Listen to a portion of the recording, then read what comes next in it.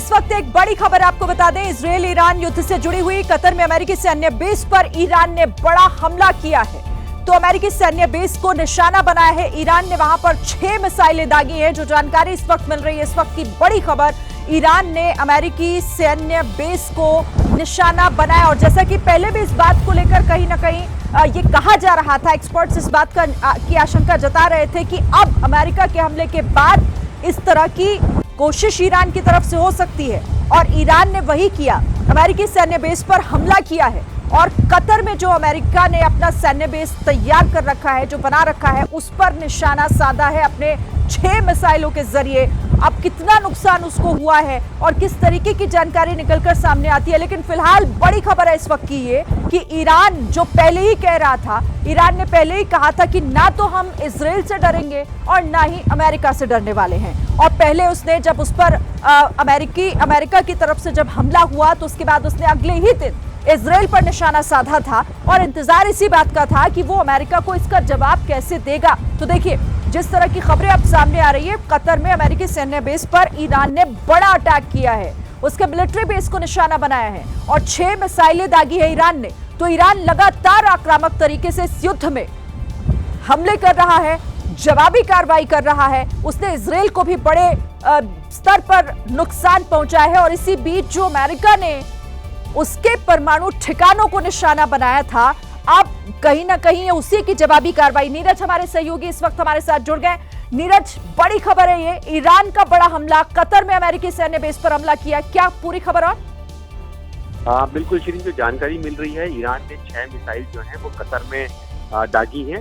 हालांकि अमेरिका को इससे पहले जानकारी शायद मिल चुकी थी और कतर को भी, और कतर ने अपनी पूरी एयर स्पेस बंद कर दी थी कि अटैक होने वाला है। तो इसलिए जो है, लेकिन अब ये बड़ी जवाबी कार्रवाई जो है ईरान की तरफ से की गई है कि ईरान ने पलटवार किया है। क्योंकि हमने देखा था कि ये 3 न्यूक्लियर साइट्स पर अमेरिका ने उनके ऊपर बॉम्बर्स से अटैक किया था, सबमरीन से अटैक किया था।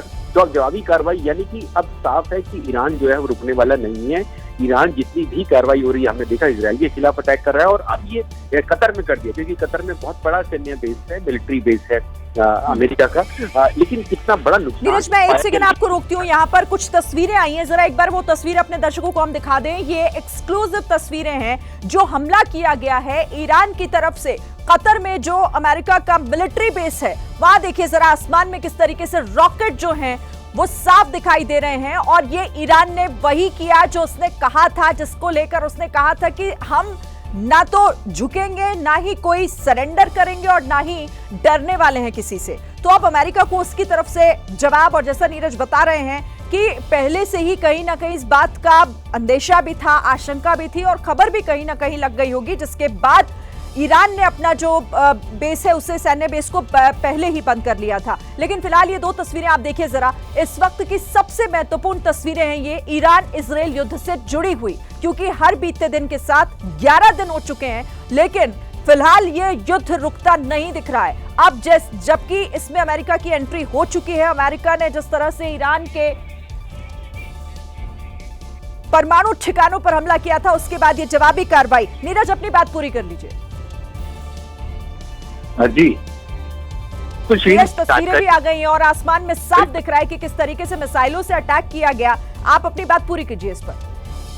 बिल्कुल शहीन, जो 6 मिसाइल दागी गई हैं, इसके अलावा भी जो अभी बिल्कुल जानकारी मिली है कि कतर की राजधानी दोहा में भी जो धमाके सुने गए हैं, तो ये धमाके क्या उन्हीं मिसाइल की वजह से हैं, ईरान ने जो अटैक किया, या किसी और वजह से?